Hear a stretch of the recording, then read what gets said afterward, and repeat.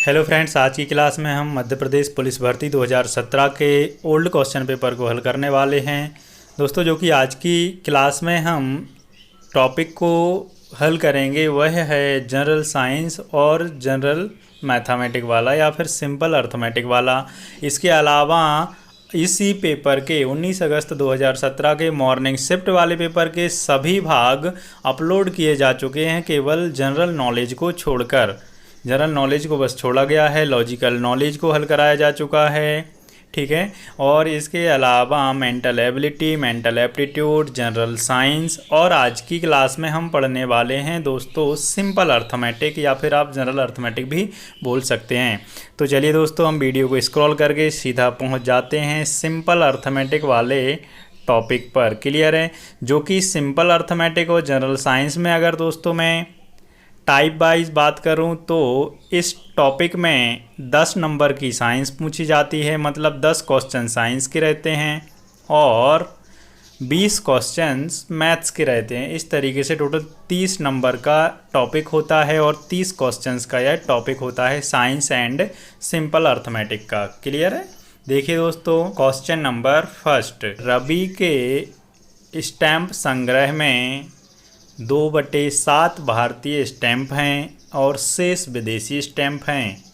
भारतीय स्टैम्प का विदेशी स्टैम्प से क्या अनुपात है, ये हमसे पूछा जा रहा है। तो देखिए यहाँ पर देखें, अगर रवि के भारतीय स्टैम्प कितने हैं, भाई भारतीय स्टैम्प 2/7 हैं और विदेशी कितने होंगे।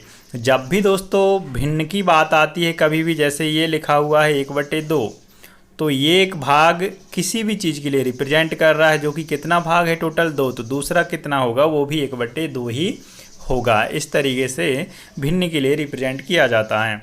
तो ये 2/7 में 2 भारतीय हैं, टोटल 7 हैं, तो विदेशी कितने होंगे भाई, 5/7 होंगे। ये रेशियो लिखा हुआ है तो ये 7 से 7 कैंसिल, जो हमारा आंसर होगा वो क्या हो जाएगा, 2:5 हो जाएगा भारतीय स्टैंप का विदेशी स्टैंप से अनुपात। क्लियर है? क्वेश्चन नंबर सेकंड, हम -1/5 को किस संख्या से गुणा करें जिससे गुणनफल 9/25 हो जाए। किस संख्या से गुणा करें, मतलब x से कर देंगे, 9/25 हो जाए, बराबर में गुणनफल तो उसको भी लिख लेंगे। बस इसको हमारे लिए अब कैलकुलेट करना है। आपको पता है जब भिन्न बराबर में लिखी होती हैं तो हर के बराबर हर होता है और अंश के बराबर हर, मतलब ये है हमारा कि हर से हर डिवाइड हो जाता है इस तरीके से। अगर अब बात करें यहाँ पे तो ये -x = 9/5 हो गया। ऐसा कोई ऑप्शन है क्या दोस्तों? नहीं, ऐसा कोई भी ऑप्शन नहीं है अभी हमारे पास में है तो, लेकिन ये -x की वैल्यू है। हमें बताना है किस संख्या से गुणा करें, मतलब x से। तो इस पूरी इक्वेशन में हम गुणा कर देंगे माइनस का, तो ये माइनस माइनस का हो जाएगा +x और ये यहाँ पर प्लस है तो माइनस प्लस का हो जाएगा -9/5। इस तरीके से हमारा आंसर हो जाएगा दोस्तों 3। अब ये माइनस चाहे इधर लगा दो चाहे यहाँ पर लगा दो, तो -9/5 मतलब तीसरा ऑप्शन हमारा राइट चला जाएगा। क्लियर है? देखिए क्वेश्चन नंबर 3, एक व्यक्ति एक वस्तु को 550 रुपये में बेचता है जिससे वह क्रय मूल्य का 1/10 लाभ प्राप्त करता है, तो उसका लाभ प्रतिशत ज्ञात करें। अब दोस्तों अगर आपकी लाभ हानि या फिर परसेंट पर बहुत अच्छी कमांड है तो 1/10 को आप वैसे ही समझ जाएंगे क्या है, ये परसेंट में 10% है। इस क्वेश्चन को हल करने की कोई ज़रूरत नहीं है। अगर इसके अलावा भी आपको कोई समस्या है तो आपको परसेंट की प्लेलिस्ट चैनल पर मिल जाएगी, तो आप वहाँ से हल करके चीज़ों को सीख सकते हैं। क्वेश्चन नंबर 4, ठीक है। क्वेश्चन नंबर 4 क्या कह रहा है कि भाई 3x धन 2y बराबर 12 है, ठीक है। क्लियर है? और x y बराबर 6, x × y बराबर 6, तो 9x² + 4y² बराबर वैल्यू क्या होगी। अब यहाँ पर हमारे लिए इस इक्वेशन को कुछ इस तरीके से डिज़ाइन करना पड़ेगा या ऐसे इसके लिए हल करना पड़ेगा कि कहीं भी हमारे पास x × y की वैल्यू पुट करने के लिए जगह मिल जाए जहाँ पे हम 6 को पुट कर सकें। तो इसका हम दोनों तरफ क्या कर देंगे दोस्तों, दोनों ओर वर्ग करने पर, दोनों ओर क्या कर देंगे दोस्तों, हम वर्ग कर देंगे। क्लियर? इस इक्वेशन का जब हम दोनों तरफ वर्ग करेंगे तो ध्यान देना दोस्तों, मैं इधर ही वर्ग कर दे रहा हूँ, इसका वर्ग करेंगे आप और इसका भी वर्ग करेंगे, तो ये हुआ 144 और 3x प्लस 2y, जब इसका स्क्वायर करेंगे तो यहाँ से दोस्तों जो इक्वेशन बनेगी, अगर आप समझ पा रहे हो बहुत अच्छे से, तो वो क्या बनेगी दोस्तों, a प्लस बी का होल स्क्वायर बन जाएगा। a प्लस बी का होल स्क्वायर बन जाएगा। ये a हो गया और ये b हो गया, जिसको हम ओपन करेंगे तो 3x स्क्वायर, 3x स्क्वायर मतलब 3 का वर्ग करेंगे तो 9x स्क्वायर हो जाएगा, प्लस 2y स्क्वायर, जब इसका हम होल स्क्वायर करेंगे तो 4y स्क्वायर आ जाएगा, प्लस अब यहाँ पर होता है दोस्तों a प्लस बी का होल स्क्वायर करने पर a square plus b square plus 2ab, क्या होता है दोस्तों, प्लस 2ab होता है। तो 2ab, ये a है और ये b है, क्लियर, 3 दूनी 6, ठीक है, 3 दूनी 6 हुआ ना, क्लियर है, 3 दूनी 6, दूनी 12 हो जाएगा, क्योंकि यहाँ पर जो वैल्यू होती है 2ab होती है, तो 2 गुणा a गुणा b, तो 2 तिया 6 दूनी 12xy, फाइनली लिख रहा हूँ मैं यहाँ पे, कितना लिखेंगे 12xy, ठीक है। अब हमारे लिए स्पेस मिल चुका है कि हम xy की वैल्यू पुट कर सकते हैं, जो कि दोस्तों कितनी दी है, हमारे क्वेश्चन में दी गई है, कितनी है, xy की वैल्यू 6 है। तो यहाँ पे 12 का 6 गुना 72 हो जाएगा, plus 9x square plus 4y square, देखिए 144, ये इक्वल में, इसका आप पक्षांतर करेंगे तो 144 में से जब आप 72 घटाएंगे तो क्या बचेगा, 72 ही बचेगा, और 9x square plus 4y square बराबर 72, क्योंकि इसका पक्षांतर करेंगे तो इधर ये हो जाएगा माइनस का, और यही हमारा आंसर हो जाएगा। बस आपको मैंने हल करके बताया हुआ है, तो मुझे समय लगा है, आप इन्हीं क्वेश्चनों को बहुत जल्दी स्पीड में कर सकते हैं। क्वेश्चन नंबर 5, एक व्रत में यदि जीवा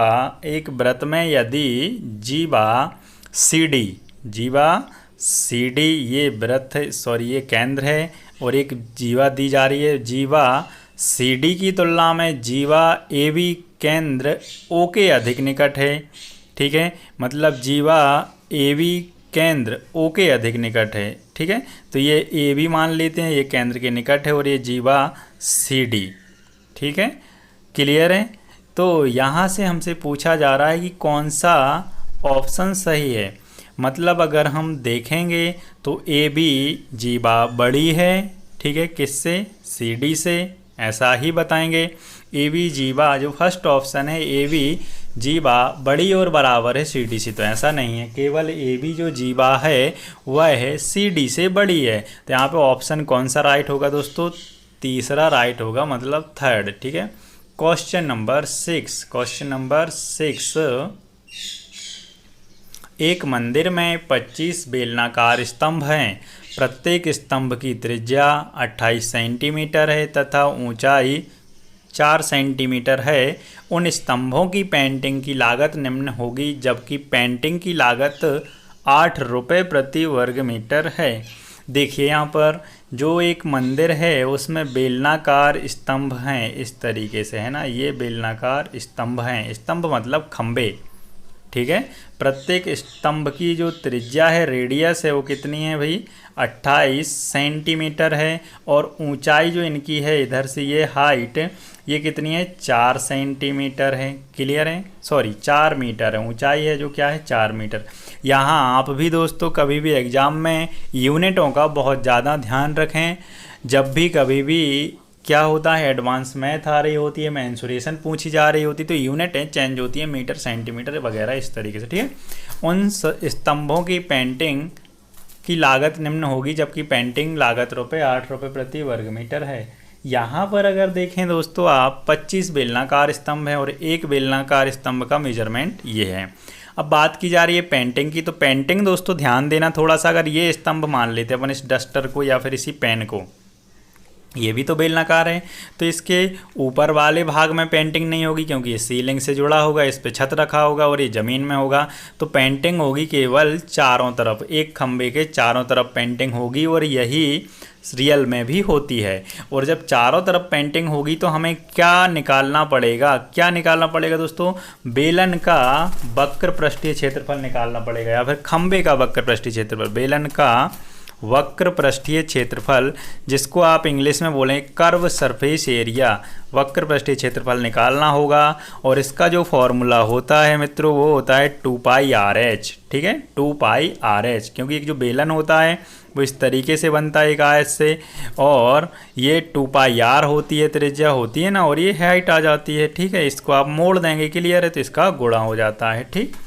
और यहाँ पर इसमें वैल्यू पुट करते हैं हम, देखिए यहाँ पे 2 गुणा 22/7 पाई की वैल्यू है। रेडियस कितनी है भैया, 28 सेंटीमीटर है। हाइट है वो दोस्तों 4 मीटर। इसको हम किस में कन्वर्ट कर देंगे दोस्तों, अगर हम देखते हैं यहाँ पर हमारे लिए जो खर्च दिया है वो 8 रुपये प्रति वर्ग मीटर दिया है, तो हम हाइट को सेंटीमीटर में चेंज ना करके त्रिज्या को मीटर में चेंज कर देंगे।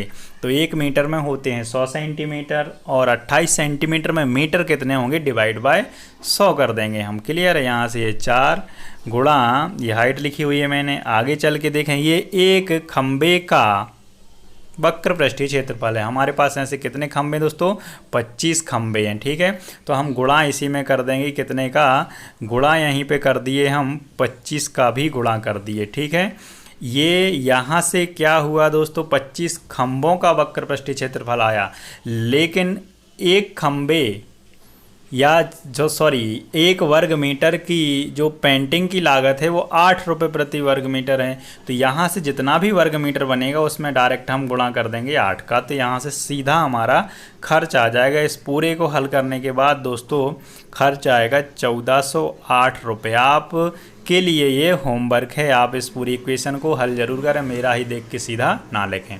क्वेश्चन नंबर 7, मेरी आयु 12 वर्ष के बाद उस आयु की 3 गुनी हो जाएगी जितनी 4 वर्ष पूर्व थी, क्लियर है। अब ये तो सीधा सा आप ऑप्शन से भी कर सकते हैं, तो मेरी वर्तमान आयु कितनी होगी, क्लियर है। अब यहाँ पे ऐसा कौन सा ऑप्शन है दोस्तों जो इस चीज़ को बैलेंस कर रहा है। अगर हम बात करें कि 4 वर्ष पूर्व आयु, मेरी आयु 12 वर्ष के बाद उस आयु की 3 गुनी हो जाएगी, क्लियर है।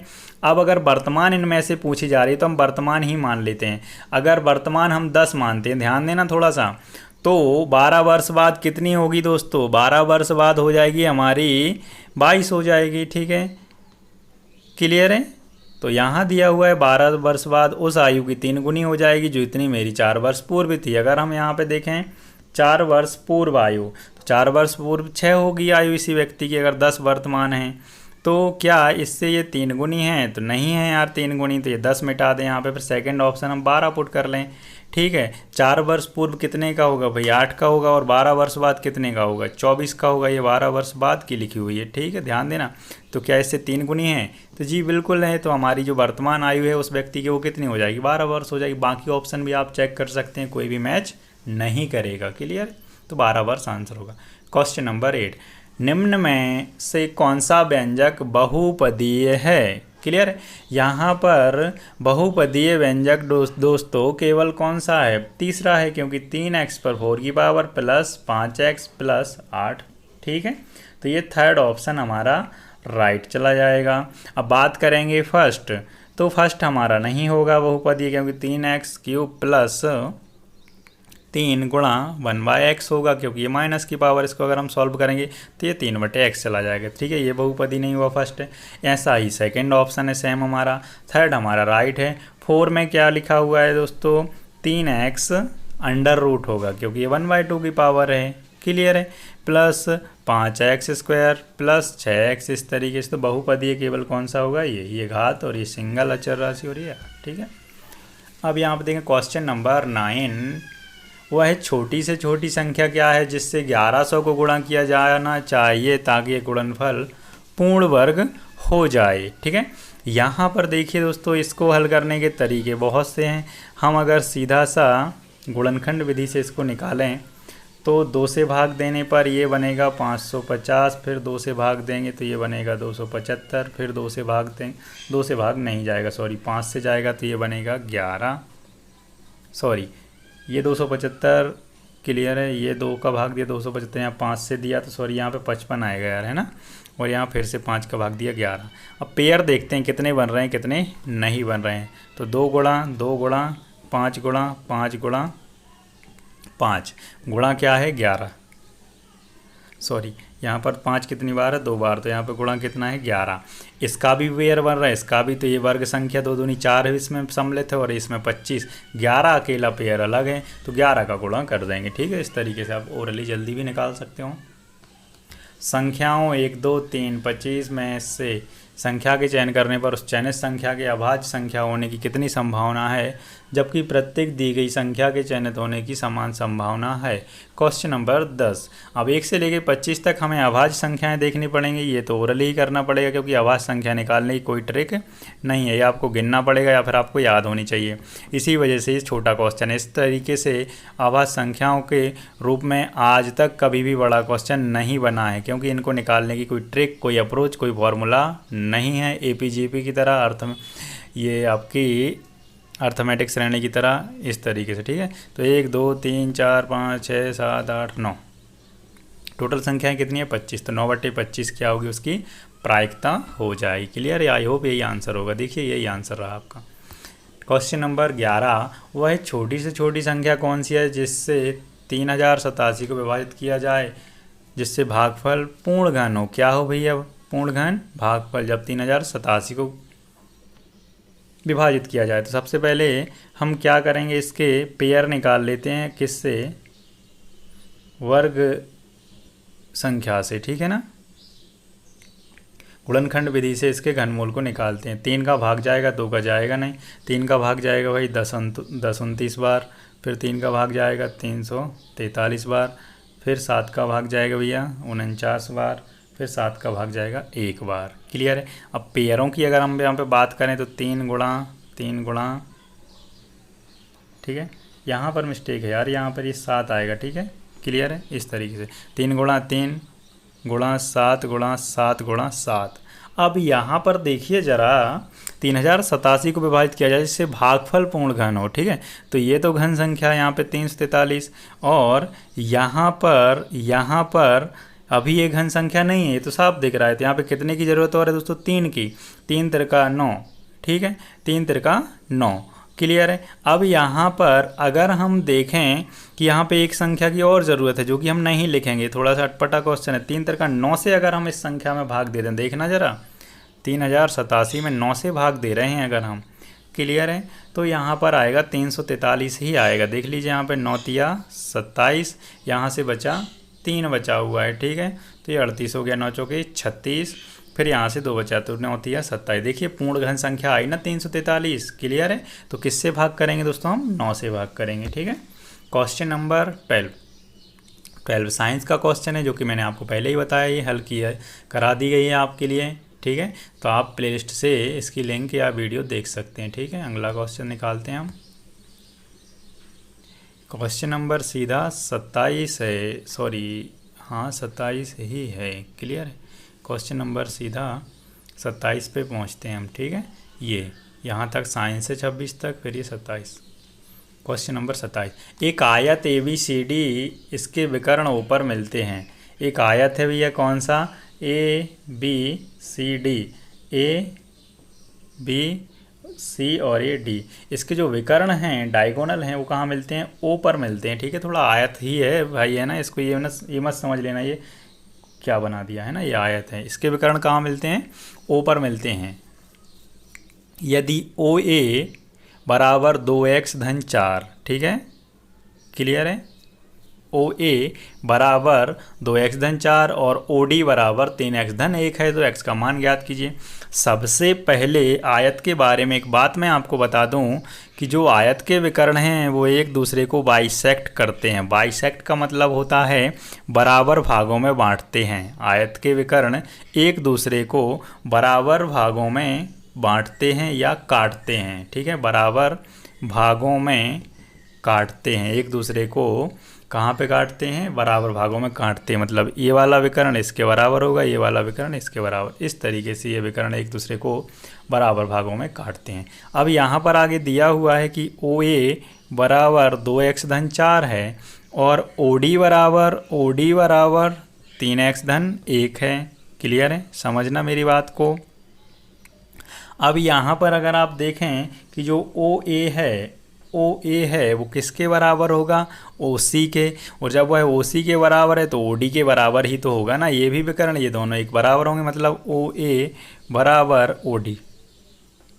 ठीक है, तो यहाँ से फाइनली अगर हम देखें तो ओ ए और ओ डी कैसे हैं, बराबर हैं, और जब बराबर हैं तो हमें x का मान चाहिए है, तो ओ ए कितना है 2x धन 4 है और ओ डी कितना है 3x धन 1 है। क्लियर, यहाँ पर लिखा हुआ है 3x धन 1। ठीक है, इसका पक्षांतर करेंगे तो ये माइनस का क्या बचेगा, x बचेगा, इसका पक्षांतर करेंगे माइनस का 3 माइनस माइनस प्लस, तो जो आपकी x की वैल्यू है वो कितनी आ जाएगी दोस्तों, x की वैल्यू कितनी आ चुकी है मेरे प्यारे दोस्तों, 3 आ चुकी है। ठीक है ना, क्लियर है। अरे लेकिन ये क्या, ऑप्शन में तो 3 आंसर ही नहीं है, तो क्या करेंगे हम, हमारे पास ऑप्शन क्या बचता है या जगह क्या बचती है कि हम क्रॉस चेक करें। ध्यान देना दोस्तों, वैसे तो मैं आपको पहले ही बता दूं कि इसका आंसर 3 ही राइट है, एक आंसर इसका गलत है। इसका मतलब ये क्वेश्चन कैंसिल किया गया था 2017 की भर्ती में, क्योंकि इसमें ऑप्शन ही नहीं था। देखिए कैंसिल कैसे किया गया था, इसको मैं आपको क्रॉस चेक करके बताता हूँ। क्रॉस चेक करके बताने के लिए ये वैल्यू पुट करनी पड़ेगी जो कि दी गई है, ओ ए बराबर लिखा हुआ था अपन ने ओ डी। क्लियर है, ओ ए बराबर, ओ ए कितना है दोस्तों, ओ ए रहा यहाँ पर 2x धन 4 और ओ डी रहा यहाँ पर 3x धन 1। क्लियर है, हमारे पास जो x में x के बराबर वैल्यू आई है वो 3 आई हुई है, लेकिन क्वेश्चन में दी गई है x बराबर 1, तो पहले एक को ही चेक कर लेते हैं। ठीक है, एक यहाँ पर पुट करेंगे, x की वैल्यू 1 है तो 1 दिया 3 और 1 4 हुआ, x की वैल्यू 1 है तो 1 दूनी 2 और 4 कितना हुआ दोस्तों 6 हुआ। ठीक है, तो ये यहाँ से सरासर गलत है क्योंकि ये बराबर नहीं है। ठीक है, अब x बराबर हम 3 वैल्यू पुट करते हैं, तो देखिए 3 दूनी 6 और 4 कितना हुआ 10 हुआ, और 3 तिरका 9 और 1 कितना हुआ 10, तो ये वैल्यू राइट हो जाएगी। अब आपको लग रहा होगा कि पहले वाला सही था, तो ऐसा नहीं है भाई मेरे, जो आयत के विकर्ण होते हैं वह हमेशा एक दूसरे को क्या करते हैं, बाइसेक्ट करते हैं, बराबर भागों में बांटते हैं। ये भाग इसके बराबर है, ठीक है, और ये भाग इसके बराबर है। क्लियर है, और ये भाग भी दोनों कैसे होते हैं, आपस में बराबर ही होते हैं। ठीक है, क्लियर है। और अगर आपको कोई भी समस्या फिर भी है तो अपन इसको बहुत अच्छे से ज्योमेट्री में समझेंगे। ठीक है, और मेंसुरेशन में जब हम टॉपिक को स्टार्ट करें। क्वेश्चन नंबर 28, राज ने 10% वार्षिक साधारण ब्याज पर 5,000 रुपये का ऋण लिया और उसने उस धनराशि को 15% वार्षिक चक्रवृद्धि ब्याज पर अन्य व्यक्ति को दे दिया। 2 वर्ष के बाद उसे क्या होगा, लाभ ही होगा भाई, है ना। ध्यान से देखना दोस्तों, हम इसके लिए परसेंट से ही हल करते हैं। यहाँ पर दिया है 10% वार्षिक साधारण ब्याज पर ऋण 5,000 का ऋण लिया और उसे उस धनराशि को 15% वार्षिक चक्रवृद्धि ब्याज पर अन्य व्यक्ति को दे दिया। ठीक है, तो यहाँ पर देखें एसआई कितना मिलेगा उसे 10% की दर से, 2 वर्ष में कितना मिला भाई 20% मिला। लेकिन सीआई कितना मिलेगा, सीआई वैसे तो अगर मैं बात करूँ तो 15 दूनी कितना दोस्तों 30% रहेगा, और 30% से ज़्यादा भी रहेगा। क्लियर है, लेकिन हमारे लिए एग्जैक्ट यहाँ पर आंसर बताना है, तो एक सीआई 2 वर्ष के सीआई को सिंगल या जैसे डिस्काउंट होता ना 2 इक्वल डिस्काउंट में बदलने के लिए, 2 ग्रेजुअली डिस्काउंट को या क्रमबद्ध डिस्काउंट को इक्वल डिस्काउंट में बदलने के लिए फॉर्मूला होता है हमारा कौन सा, x + y minus x into by upon में 100 होता है ना।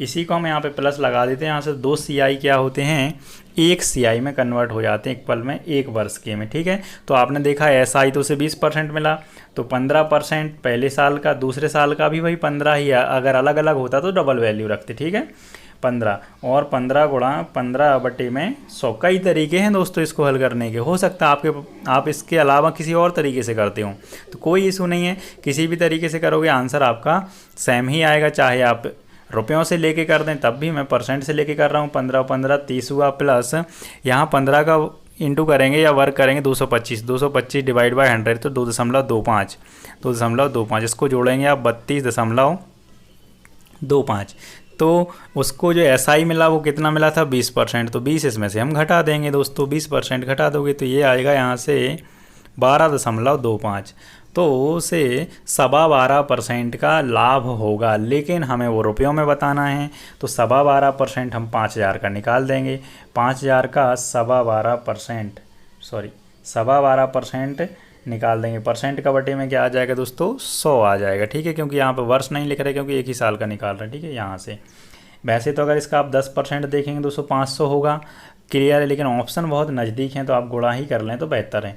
यहाँ से ये 0, ठीक है, और इसको जब आप पूरा कैलकुलेट करोगे तो ये बनेगा आपका 6125 तो यहाँ 0.2 अंकों के पहले आ जाएगा, क्योंकि यहाँ पर 612.50 आ जाएगा। आंसर आपका कौन सा हो जाएगा दोस्तों, ये हो जाएगा आपका फर्स्ट 612.50 का, उसे क्या होगा, लाभ ही होगा। ठीक है, क्वेश्चन नंबर 29,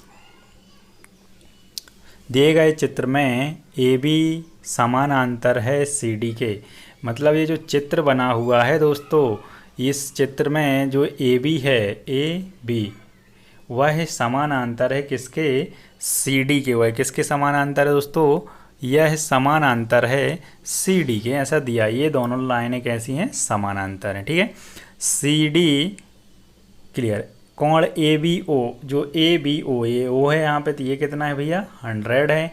कोण ओ सी डी कितना है दोस्तों, 110 है। तो हमको निकालना है कोण बी ओ सी, मतलब ये हमारे लिए बताना है ये वाला कोण। ध्यान देना, यहाँ पे हम एक थोड़ी सी लाइन ड्रॉ कर लेते हैं ऐसे, तो ये भी इसके समानांतर ही होगी, इसके भी समानांतर होगी। यहाँ से अगर हम देखें तो ये चक्रीय चतुर्भुज बन रहा है, या फिर ये कि चतुर्भुज बन रहा है। चतुर्भुज में 2 कोणों का योग कितना होता है दोस्तों, 180 होता है। तो अगर ये 100 है तो ये बचा हुआ कितना होगा दोस्तों, ये 80 होना चाहिए ना, क्लियर है, 80 होना चाहिए। ये 110 है तो ये भी चतुर्भुज बन रहा है, चतुर्भुज का ये कितना होना चाहिए, ये 70 होना चाहिए। और ये आपको एक पता है, ये सीधी लाइन कितने का कोण बनाती है, 180 डिग्री का बनाती है। तो ये टोटल 180 है, जिसमें से 80 और 70 ये है, तो जो बना कितना, 150। और 150 को आप किस में से घटा देंगे दोस्तों, 180 में से घटा देंगे, तो ये निकल के आ जाए कितना, 30 डिग्री आपका आंसर हो जाएगा।